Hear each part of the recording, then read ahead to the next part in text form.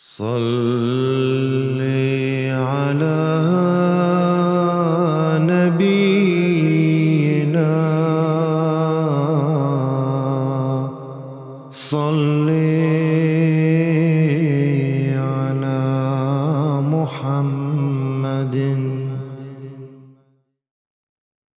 Kajian tentang Dajjal telah mengundang perhatian kaum muslimin dari waktu ke waktu.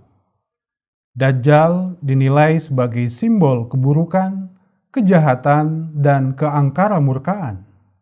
Naasnya, Dajjal kini telah menjelma menjadi suatu kekuatan yang super dan seisi dunia pun takluk kepadanya. Rasulullah SAW telah mengabarkan bahwa kekuatan Dajjal semakin hari akan semakin besar, karena kekuatan-kekuatan jahat lainnya akan bergabung bersamanya demi menyesatkan umat manusia. Dalam sebuah hadis, Rasulullah SAW bersabda, Dajjal akan diikuti oleh orang-orang Yahudi Asfahan sebanyak 70.000 menggunakan jubah tiada berjahit. Di dalam hadis yang lain, Rasulullah SAW bersabda bahwa Dajjal akan ditemani oleh 70.000 orang Yahudi. Angka 7 dalam hadis ini menunjukkan makna jumlah yang besar, sehingga kekuatan Dajjal semakin hari akan semakin dahsyat, tidak terkalahkan. Fitnah Dajjal yang paling besar adalah menyebarkan ajaran anti-tauhid dan cinta dunia. Adapun caranya, Dajjal akan memanfaatkan sisi-sisi buruk sifat manusia melalui sifat egois, manipulatif, haus kekuasaan, diktator, kecemburuan, kebencian, permusuhan, kebohongan, dan lain-lain. Untuk itu, Dajjal akan menciptakan dan menyebarkan falsafah serta peradaban duniawi demi menyesatkan manusia dari jalan Tuhan. Dajjal akan senantiasa menyebarkan bibit anarkisme dalam masyarakat, mengembangkan politik adu domba, dan menciptakan permusuhan antara manusia.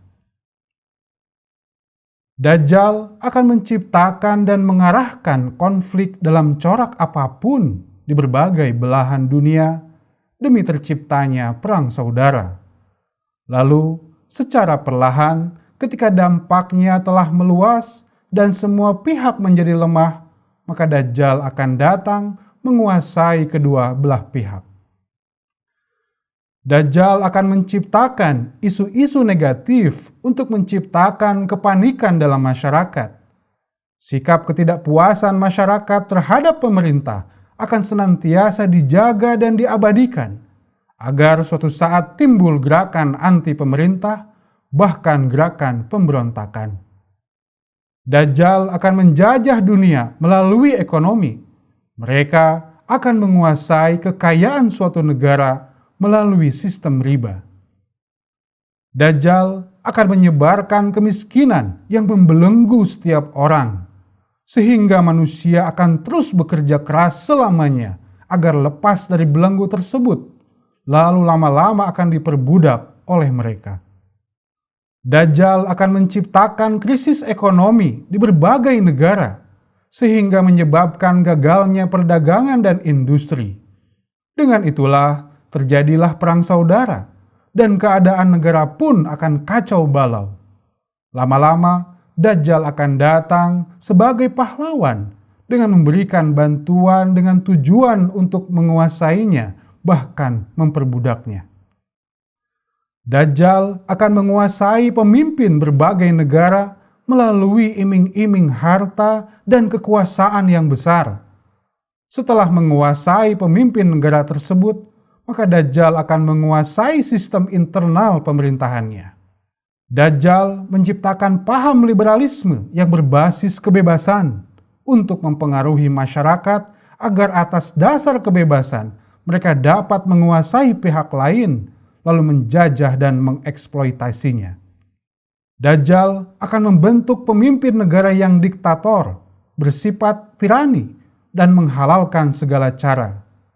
Dajjal pun akan membentuk pemimpin dan pejabat negara yang korup, menipu, menyuap, dan menjadi budak kebejadan moral. Dajjal akan memiliki mata-mata yang setia dalam berbagai lapisan masyarakat, dari tingkat terendah hingga ke lapisan tertinggi. Dajjal akan menghancurkan moral manusia dengan mengembangkan prostitusi, minuman keras, dan narkotika. Dajjal akan menguasai media, lalu menyebarkan berita kepanikan, perpecahan, peperangan, kebencian, dan lain-lain. Adapun di sisi lain, mereka akan menutupi berita yang bernilai kebajikan, kebaikan, cinta, dan kasih sayang. Melalui media, Dajjal pun akan menyebarkan tontonan yang bejat, kekerasan, serta permusuhan. Dajjal pun akan menciptakan dan menyiarkan berita bohong, serta teori-teori keilmuan yang menyesatkan manusia. Dajjal akan menyebarluaskan kebencian atas nama agama dan menyebarkan paham ateisme. Dajjal akan menghancurkan pemimpin negara yang memerintah negaranya dengan moral yang tinggi. Dajjal akan menghalangi berkembangnya sifat keterbukaan, kejujuran, kebaikan, dan cinta kasih terhadap sesama. Yang ada, Dajjal akan mengembangkan konspirasi, kerahasiaan, kebohongan, keburukan, permusuhan, kebencian, dan eksploitasi. Bahkan, Dajjal akan menciptakan perang dunia dan lain-lain. Begitu buruk dan berbahayanya fitnah Dajjal bagi kelangsungan umat manusia di muka bumi. Namun, Rasulullah SAW kurang lebih 1400 tahun yang lalu telah memberikan kabar suka bahwa satu-satunya harapan umat manusia agar terhindar dari keburukan Dajjal adalah dengan beriman kepada Nabi Isa akhir zaman.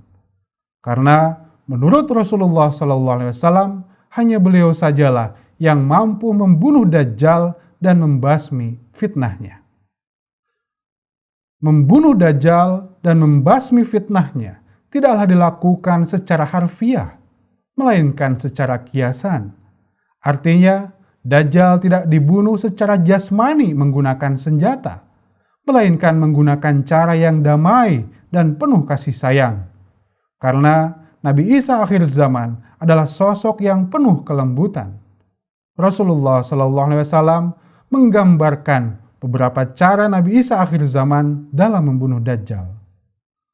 Pertama, menghancurkan salib. Maksudnya, menghancurkan akidah Dajjal yang menjadikan Nabi Isa alaihissalam sebagai Tuhan dengan membuktikan bahwa Nabi Isa alaihissalam sudah wafat dan kuburannya berada di Kashmir, India. Kedua, membunuh babi. Maksudnya menghancurkan falsafah, peradaban, budaya, pandangan hidup, dan sistem kehidupan Dajjal yang kotor dengan cara membangun suatu sistem kehidupan dan peradaban yang Islami. Ketiga, menghilangkan peperangan dengan cara menegakkan perdamaian, menyebarkan cinta dan kasih sayang terhadap sesama, membantu dan menolong tanpa pamrih, serta mengembangkan sikap memaafkan melalui moto Love for all, hatred for none. Cinta bagi semua, tiada kebencian bagi siapapun. Keempat, membagikan harta. Maksudnya, membagikan kesejahteraan duniawi dan ukhrawi dengan seluas-luasnya kepada umat manusia. Dan puncak dari perjuangan Nabi Isa akhir zaman adalah dengan membangun sebuah sistem dunia yang baru yang berdasarkan ajaran Islam, yakni sistem al-wasiat. Sistem al-wasiat adalah sebuah tatanan dunia baru yang bersumber pada nilai dan ruh agama Islam yang sejati. Sistem ini bertujuan untuk membentuk manusia-manusia yang beriman, bertakwa kepada Allah Subhanahu wa Ta'ala, penegak tauhid ilahi, dan menjalani kehidupan yang suci, sebagaimana Rasulullah SAW telah ajarkan. Sistem ini mengarahkan manusia untuk memiliki solidaritas yang tinggi dan siap sedia mengorbankan apapun yang ia miliki untuk mengkhidmati kemuliaan agama Islam dan nilai kemanusiaan. Sistem ini akan menjamin semua keperluan setiap orang, menghilangkan kesengsaraan, melenyapkan penderitaan manusia, memberikan kesejahteraan, menyebarkan kasih sayang, serta menegakkan keadilan, perdamaian, dan menghilangkan peperangan.